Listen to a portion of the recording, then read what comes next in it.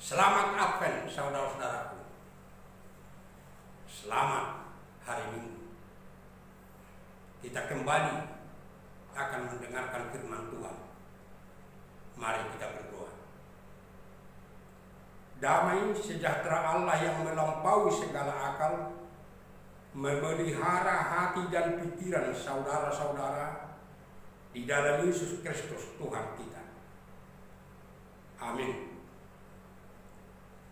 Firman Tuhan yang diperuntukkan bagi kita pada hari ini, yang tertulis di dalam kitab Mazmur 85 ayat 9 sampai dengan ayat 14. Aku mau mendengar apa yang hendak difirmankan Allah Tuhan.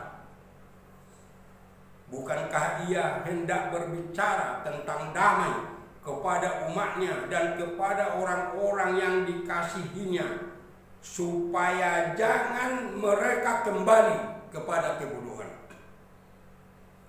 Sesungguhnya keselamatan daripadanya dekat pada orang-orang yang takut akan Dia, sehingga kemuliaan diam di negeri kita. Kasih dan kesetiaan akan bertemu, keadilan dan damai sejahtera akan bercium-ciuman. Kesetiaan akan tumbuh dari bumi, dan keadilan akan menjenguk dari langit. Bahkan Tuhan akan memberikan kebaikan, dan negeri kita akan memberi hasilnya. Keadilan akan berjalan di hadapannya, dan akan membuat jejak kakinya menjadi jalan. Demikian bunyinya. Anak-anakku, itulah kekayaan bagiku. Dan anak-anakku harus sekolah setinggi-tinggi.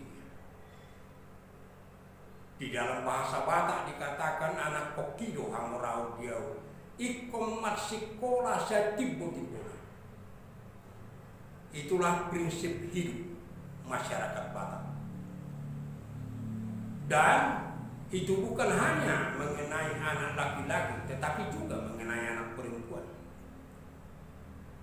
Dan itu didukung oleh gereja HKBP. Sehingga gereja HKBP membuat satu tugas khusus para sintua. Ada 7 tugas pelayanan sintua. Salah satu dari yang 7 itu berkata, sintua itu bertugas untuk mengajak dan mendorong anak perempuan supaya mau sekolah. Karena itulah perkembangan pendidikan di dalam kehidupan masyarakat sangat pesat, laki-laki dan perempuan, sehingga kita bisa mencapai kehidupan kita sekarang ini dan tidak ketinggalan dari siapapun di belahan Nusantara ini. Namun justru dalam kehidupan yang seperti itu, Tuhan memanggil kita dengan panggilan yang mengatakan, jangan mau kembali kepada kebodohan. Sebagaimana yang dikatakan di dalam ayat 9, supaya jangan mereka kembali kepada kebodohan. Yang pertama, saudara-saudaraku, kita harus mempertahankan kecerdasan secara utuh dalam hidup kita. Saya tidak akan membahas dari segi intellectual quotient yang disebut IQ. Dari segi emotional quotient, EQ. Dari segi spiritual quotient, SQ. Dan ada satu lagi yang dikembangkan RKV terakhir, dikatakan EQ, kecerdasan, keterampilan, execution quotient. Tetapi kita akan melihat kecerdasan itu secara sederhana dari segi firman ini. Saudara-saudaraku, dengan tugas yang diberikan Tuhan kepada manusia dalam penciptaan itu ada 3: menguasai, mengusahakan, dan memelihara bumi ini. Dalam tugas menguasai itulah maka manusia itu bisa berkembang dalam ilmu pengetahuan, bisa berkembang dalam penguasaan teknologi. Tetapi harus kita ingat, saudara-saudara, betapa tinggi pun ilmu kita, betapa banyak pun teknologi yang kita kuasai, ingat, ini itu hanya secuil dari rahasia alam. Hanya secuil. Oleh sebab itu kita tidak perlu sombong. Justru harus menguatkan kita supaya jangan kembali kepada kebodohan. Sokrates sendiri yang terkenal sebagai bapak ilmu modern, pada waktu dia mau meninggal dia mengatakan, "Only one I know, that nothing I have known." Hanya satu yang saya tahu, bahwa saya belum tahu apa-apa. Namun demikian kita harus bersyukur, karena begitu cepat perkembangan pendidikan di tengah-tengah negara kita ini. Setelah kemerdekaan kita, pendidikan itu cepat, pesat, bisa mengikuti perkembangan pendidikan di dunia ini. Dan setelah Bapak Presiden mengangkat Bapak Menteri Pendidikan dan Kebudayaan yang sekarang, banyak yang kita harapkan untuk membuat terobosan-terobosan untuk lebih mengembangkan pendidikan itu, dan harus benar-benar sesuai dengan pendidikan untuk masyarakat Indonesia. Dan kita yakin itu pasti bisa beliau lakukan. Namun kita disadarkan manusia yang merencanakan, Tuhan yang menentukan. Datang pandemi COVID-19, semua yang sudah ada di dalam pikiran beliau, semua yang sudah direncanakan berantakan, dan harus memutuskan bahwa semua anak didik harus belajar dari rumah secara daring, dalam jaringan atau online. Kita tidak dapat berbuat apa-apa. Dan setelah itu terjadi kira-kira 9 bulan, terjadi sesuatu hal yang tidak pernah kita perhitungkan. Pemerintah kita yang diwakili oleh menteri dengan 3 menteri yang lain memutuskan harus kembali kepada pendidikan tatap muka. Itu melalui pergumulan yang sangat berat, walaupun dalam batasan-batasan yang ketat, dalam protokol kesehatan yang ketat. Mengapa?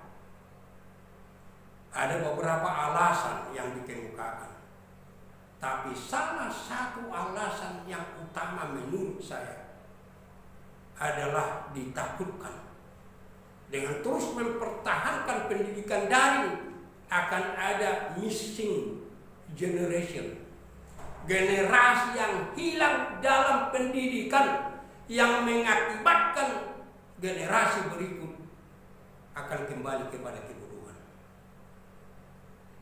Dengan pergumulan yang sangat berat itu diputuskan dengan kerjasama dengan semua, termasuk pemerintah daerah. Dan itu harus kita dukung. Tidak ada lagi waktu sekarang untuk berbantahan. Harus didukung. Didukung oleh pemerintah, didukung oleh semua elemen masyarakat, terutama didukung oleh orang tua. Supaya bisa pendidikan tatap muka itu dalam batasan-batasan dan protokol kesehatan yang ketat itu.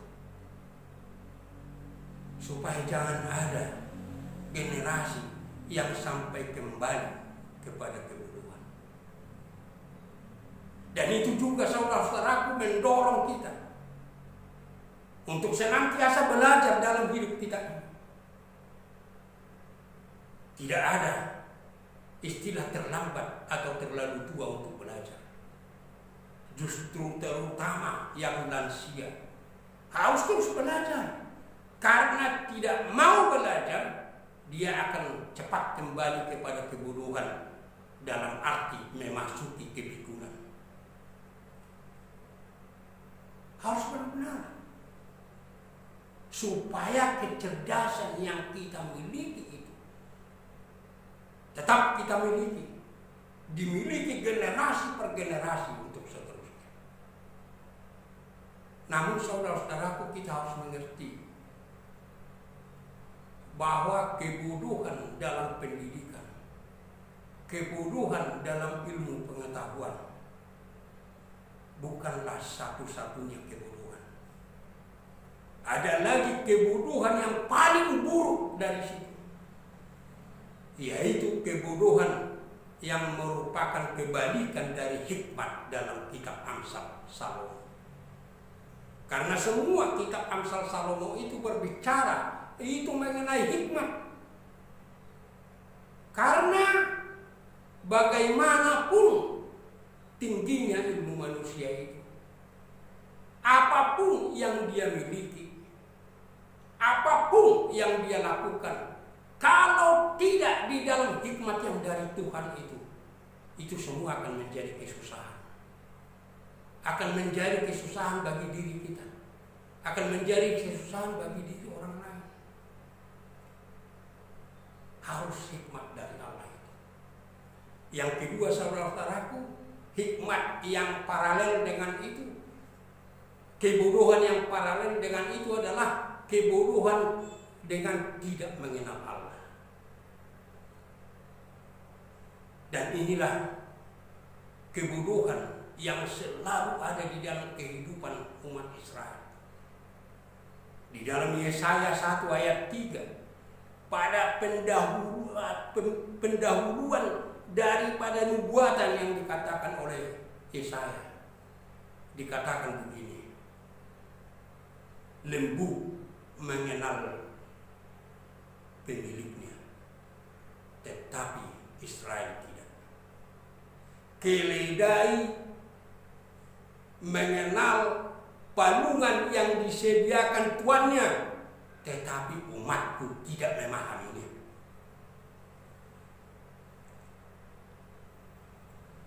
Kebodohan dengan tidak mengenal Allah itu bisa membuat kita lebih bodoh dari lembu, lebih bodoh dari keledai. Mengapa begitu? Karena mereka selalu berpaling dari Allah.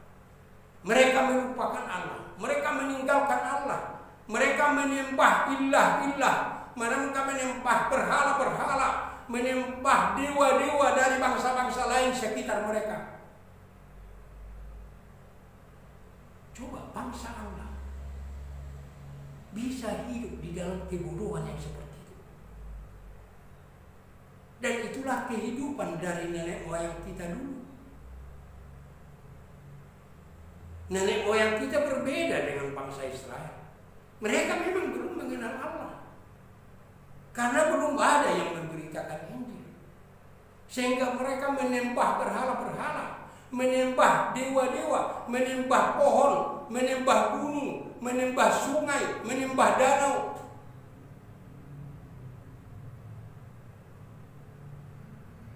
Kebodohan yang luar biasa.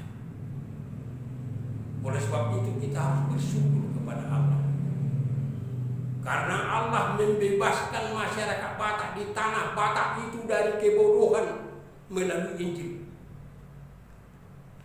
Dan bukan hanya dari kebodohan tiada hikmat, bukan hanya dari kebodohan tidak mengenal Allah, tapi kebodohan secara utuh. Ini yang dilakukan Allah melalui gerejanya HKBP. HKBP pada awal berdirinya, pada dasawarsa awal berdirinya, HKBP selalu mengadakan pelayanan holistik.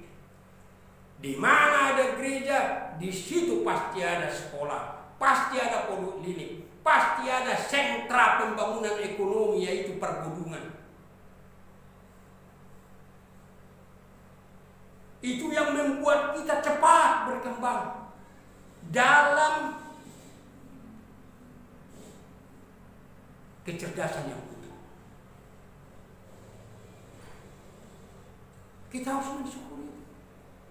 Oleh sebab itu firman ini harus menggema dalam hidup kita. Jangan mau lagi kembali kepada kebodohan. Kepada kebodohan nenek moyang kita yang belum mengenal Allah.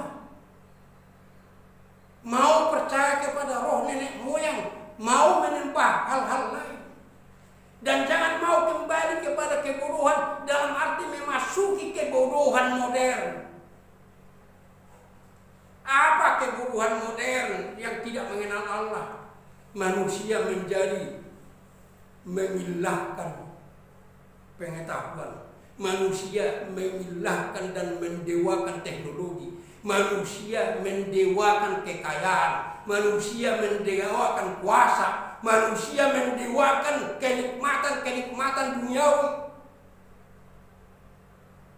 Jangan mau kembali. Memasuki kebodohan modern itu sama dengan kembali kepada kebodohan dulu.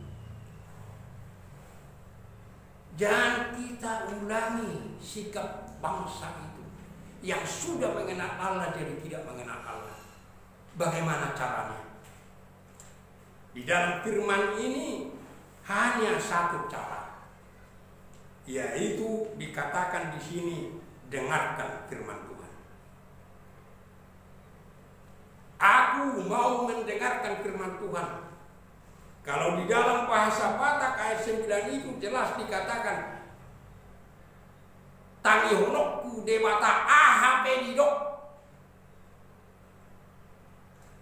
Di dalam Lukas 11 ayat 28 dikatakan, yang berbahagia adalah orang yang mendengar firman Allah serta memeliharanya.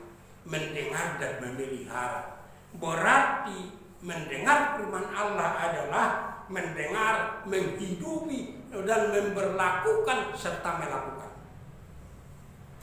Itu sebabnya secara khusus dikatakan di dalam Yakobus 1.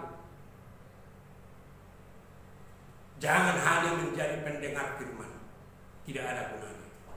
Tapi hendaklah menjadi pendengar firman dan pelaku firman itu. Ancaman yang paling besar di dalam hidup kita sekarang ini, apa yang dinubuatkan Rasul Paulus dalam 2 Timotius 4 ayat 3-4, dikatakan begini, akan datang waktunya orang tidak lagi menerima ajaran sehat. Mereka akan mengumpulkan guru-guru sesuai dengan kehendaknya untuk memuaskan keinginan telinganya.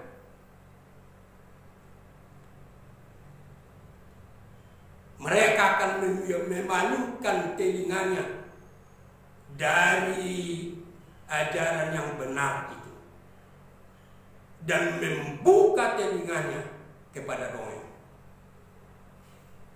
Kalau Paulus 2000 tahun yang lalu mengatakan akan datang waktunya, sekarang sudah tiba waktunya. Justru karena perkembangan ilmu pengetahuan dan teknologi, manusia itu diseret kepada era yang disebut era otak. Hanya otaknya saja yang dia pergunakan. Hanya otaknya saja yang dia andalkan. Kalau tidak bisa diterima otaknya, dia tidak akan mau menerima itu kebenaran. Sudah terkikis habis. Karena era otak itu era iman. Tidak ada lagi iman.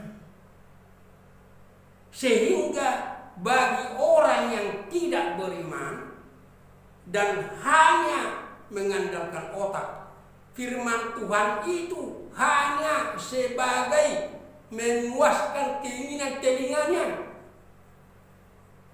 Dalam bahasa Batak dikatakan napa geok si pareonna. Kalau tidak ada lagi khotbah yang bisa membuat tertawa, terbahak-bahak, yang tidak bisa membuat terhibur, mereka nggak mau mendengarkan. Karena firman Tuhan itu bagi mereka yang mengandalkan otak itu, menganggap firman Tuhan itu hanya konsumsi telinga. Pagiok-jokot cipareo. Padahal firman Tuhan itu, saudara-saudaraku, pertama harus menjadi kebutuhan yang supraprimer dalam hidup kita. Kalau kita lihat di dalam ilmu ekonomi, ada kebutuhan primer, sekunder, tersier, kuarter, dan seterusnya. Dan di dalam ilmu manajemen ada kebutuhan skala prioritas, kebutuhan faal, kebutuhan aktualisasi diri. Tidak ada di situ firman Tuhan. Memang ilmu apapun di dunia ini tidak mampu menjangkau bahwa firman itu adalah kebutuhan manusia. Itu sebabnya saya katakan firman itu adalah kebutuhan supraprimer dari manusia. Dan firman Tuhan itu adalah makanan. Dikatakan oleh Tuhan Yesus di dalam Matius 4:4, manusia tidak hidup hanya dari roti, tetapi dari semua firman yang keluar dari mulut Allah. Dan itu yang dikatakan dalam Ulangan 8 ayat 3. Kamu tidak tahu aku memberi kamu makan manna, supaya kamu rendah hati dan mengetahui bahwa manusia tidak hidup hanya dari roti, tapi dari semua perkataan-perkataan yang keluar dari mulut Allah. Kalau saudara makan dalam satu hari berapa kali? Umumnya 3 kali. Tapi karena berbagai hal ada yang 2 kali. Karena berbagai hal ada hanya 1 kali. Tapi kalau 1 kali dan 2 kali, bahkan yang 3 kali, dia harus ada makanan-makanan kecil. Artinya sering. Kalau firman Tuhan itu makanan, berapa kali kau makan 1 hari? Mungkin bisa saja tidak pernah makan dari firman Tuhan. Mungkin saja 3 kali 1 minggu. Itu orang yang masuk Pumuamina, yang masuk Korama.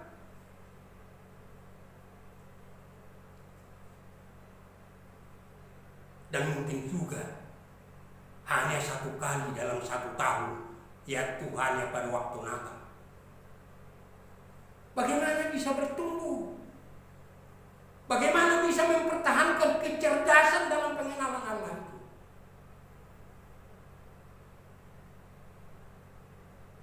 Dan yang ketiga, firman Allah itu harus benar-benar dinikmati.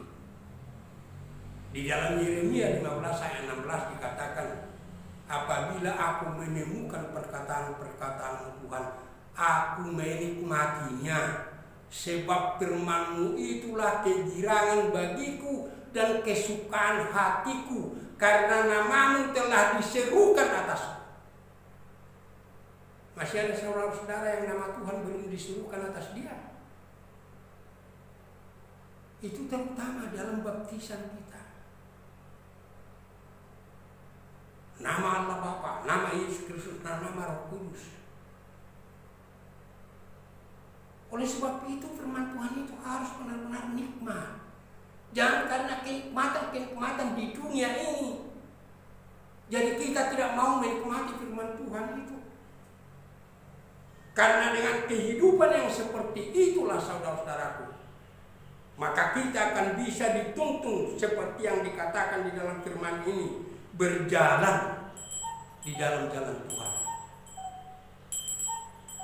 Dan yang kedua saudara-saudaraku, kita dituntun menjadi orang yang setia kepada Allah. Ayat 11 dan 12. Dan yang ketiga, kita akan dituntun menjadi orang yang takut akan Allah. Begitulah orang yang cerdas dalam pengenalan Tuhan. Tahu jalan Tuhan, dia berjalan di sana. Mengenal Tuhan itu sehingga dia setia, tidak ada kemunafikan, tidak ada asal nama, dan menjadi takut akan Allah. Takut akan Allah itu dalam perjanjian lama selalu bersatu dengan iman kepada Allah, kasih kepada Allah. Dan dikatakan dalam bahasa Inggris, believe in God, love for God, fear of God.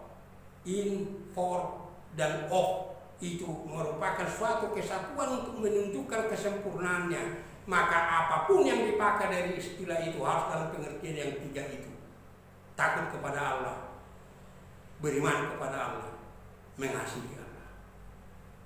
Dan di dalam kehidupan yang seperti itulah saudara-saudaraku, kita akan memperoleh dalam kecerdasan pengenalan Allah yang seperti itu, dalam hikmat yang seperti itu. Karena dikatakan awal dari hikmat adalah takut akan Allah.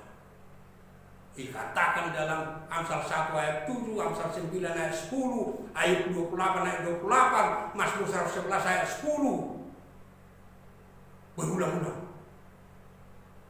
Sehingga di dalam hikmat dari Allah itu, dalam pengenalan akan Allah yang benar, sehingga kita hidup berjalan di dalam jalan Allah, kita setia kepadanya dan benar-benar orang yang takut, percaya dan kasih kepada Allah, maka kita akan memperoleh, dikatakan dalam firman ini, pertama, damai dalam ayat 9 yang diperjelas di dalam ayat berikutnya, ayat 11, damai sejahtera. Walaupun di ayat 9 hanya damai, di ayat 11 damai sejahtera, tapi itu berasal dari satu kata yang sama, yaitu shalom. Kita akan memperoleh shalom. Apa itu shalom itu? Damai dengan Allah. Karena di dalam Yesus Kristus Allah telah mendamaikan kita dengan dirinya. Allah adalah damai dengan sesama kita. Karena di dalam Yesus Kristus kita diampuni dan kita dibawa kepada saling mengampuni. Tiada lagi kebencian, tiada lagi dendam, tapi saling mengampuni. Damai di dalam diri kita.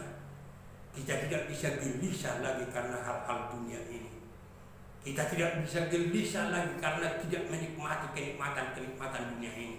Tapi damai di dalam Allah, damai di dalam Yesus Kristus. Yang kedua, kita akan memperoleh kasih setia Allah. Yang dikatakan di dalam firman ini, kasih. Diterjemahkan di dalam ayat 11 kasih. Padahal di dalam ayat 8 dikatakan kasih setia. Padahal berasal dari kata yang sama, yaitu hesed. Selalu saya katakan, ada 3 kata utama yang dominan dalam perjanjian lama yang diterjemahkan dengan rahmat dalam bahasa Batak asimiroha, yaitu rehem, yang berarti adalah rehem itu, asimiroha, rahmat itu adalah seperti rahim. Karena itu juga arti rehem, rahim seorang ibu yang membungkus seorang bayi, yang memberinya hidup, yang mengembangkannya, yang memberi pertumbuhan.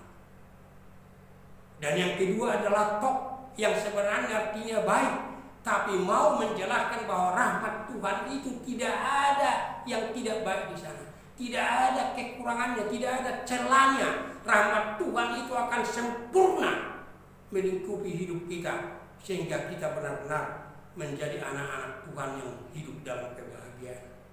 Dan yang ketiga yaitu dalam firman ini kasih setia, yang diterjemahkan dari Hesed, yang menekankan rahmat Tuhan itu adalah kekal. Dia lintas waktu, dia lintas peristiwa, selalu bisa menaungi hidup kita.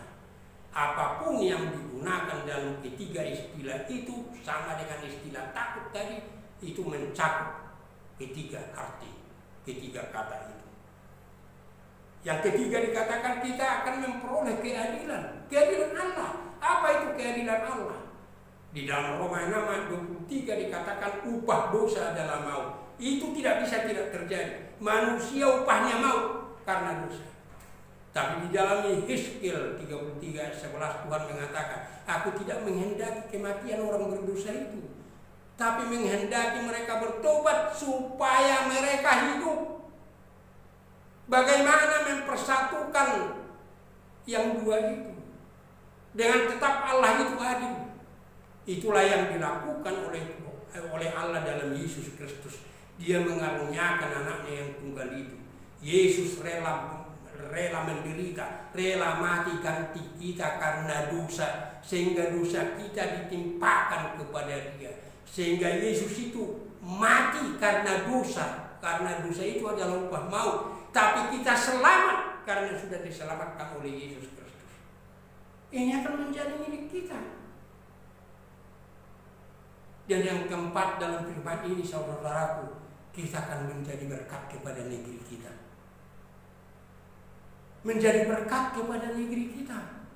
Orang percaya itu oleh Tuhan sendiri menjadi berkat kalau benar-benar hidup di dalam kehidupan yang seperti ini.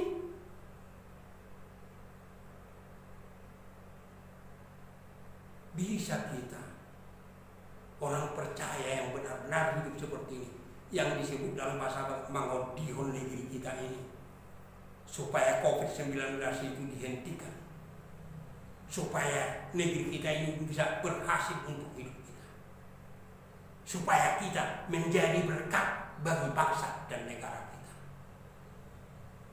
Orang percaya itu harus, tetapi harus hidup dalam kecerdasan yang utuh itu. Sehingga kecerdasan dalam ilmu pengetahuan itu kita gunakan untuk di dalam hikmat yang dari Allah. Kita gunakan dalam pengenalan akan Allah. Sehingga itu menjadi berkat bagi kita dan bagi semua orang. Jangan mau kembali kepada kebodohan. Amin. Terima kasih Tuhan atas firman-Mu yang menyadarkan kami untuk mengingat semua kasih karunia-Mu yang membebaskan kami dari kebodohan secara utuh. Kami Tuhan harus senantiasa Engkau tuntun di dalam Roh-Mu, supaya kami jangan mau kembali kepada kebodohan itu.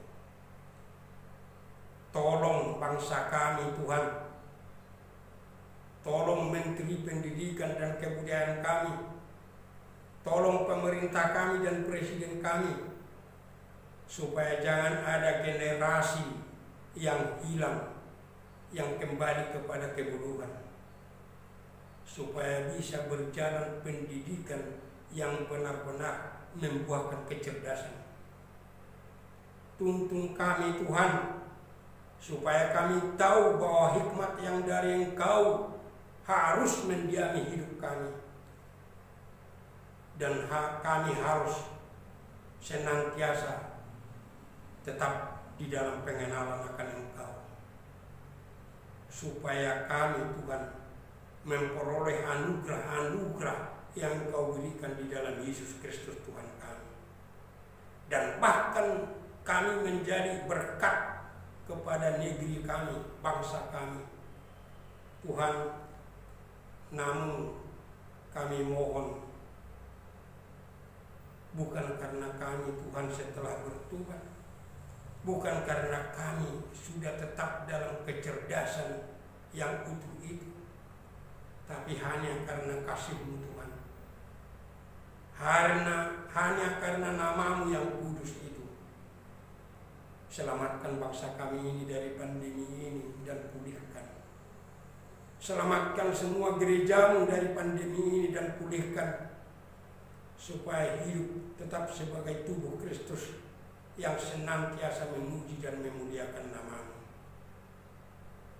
Hanya di dalam nama Yesus Kristus kami berdoa, Tuhan. Dengarkan kami. Amin.